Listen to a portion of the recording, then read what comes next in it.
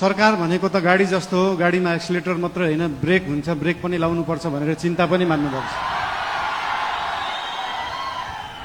त्यस्तो चिन्ता चाहिँ लोकल रोडहरूमा हिँड्दाखेरि गाडी सिधा गइराख्दाखेरि कहिले लेफ्टबाट गाडी आउँछ, कहिले राइटबाट मान्छेहरू आउँछ।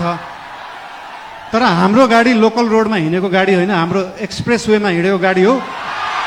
गन्तव्यमा पुगेपछि मात्रै ब्रेक लाग्छ, गन्तव्यमा पुग्नुभन्दा अगाडि ब्रेक लाउन जरुरी हुँदैन।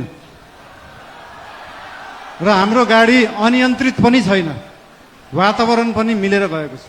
त्यही भएर हाम्रो पार्टीप्रति, हाम्रो सरकारप्रति जुन चिन्ता लिनुभएको छ त्यसको लागि धेरै धेरै धन्यवाद पनि दिन चाहन्छु। चिन्ता लिनु राम्रो कुरा हो। जनता र जनताको भोट भनेको हावा जस्तो हुन्छ, कहिले हावा यताबाट चल्छ, कहिले उताबाट चल्छ भनेर चिन्ता लिनुभएको छ। हामीले कुनै हावा चलाएका छैनौँ, हामीले बाढी ल्याएर खोला फर्काएको र खोला एकचोटि सिधा बाटो, आफ्नो सही बाटोमा फर्किएपछि निरन्तर त्यही बाटो बगिरहन्छ। यो हावा जस्तो कहिले लेफ्ट राइट उत्तर दक्षिण पूर्व पश्चिम बग्दैन।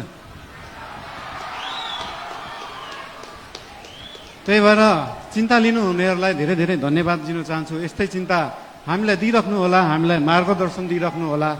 मेरो एकजना अनन्य मित्र, उहाँ अहिले हुनुहुन्न, उहाँले सधैँ भन्नुहुन्थ्यो मलाई, मैले म्युजिक गर्दाखेरि, बालिन स्पटलाइटमा आउन सहज हुन्छ तर त्यो स्पटलाइटलाई मेन्टेन गर्न गाह्रो हुन्छ सधैँ। त्यस्तै चिन्ता आज यहाँ हाम्रा आदरणीय नेतागणले पनि लिनुभएको छ। त्यो स्पटलाइटमा राष्ट्रिय स्वतन्त्र पार्टी आएको छ, 2/3 आएको छ, यो मेन्टेन गर्न गाह्रो हुन्छ। तर यहाँहरू सबैलाई म के भन्न चाहन्छु भने हामीले स्पटलाइटमा हामीले ल्याएको होइन, जनतालाई ल्याएको हो। र जनता सधैँ स्पटलाइटमा थियो, स्पटलाइटमा छ, स्पटलाइटमै रहन्छ। हामीले दिएको प्रकाश नेतालाई दिएको प्रकाश होइन। हाम्रो सूर्य नेताप्रति मात्रै चम्किँदैन, हाम्रो सूर्यले जनतालाई प्रकाशित गर्छ। त्यही भएर यो जनता सधैँ अगाडि नै रहन्छ।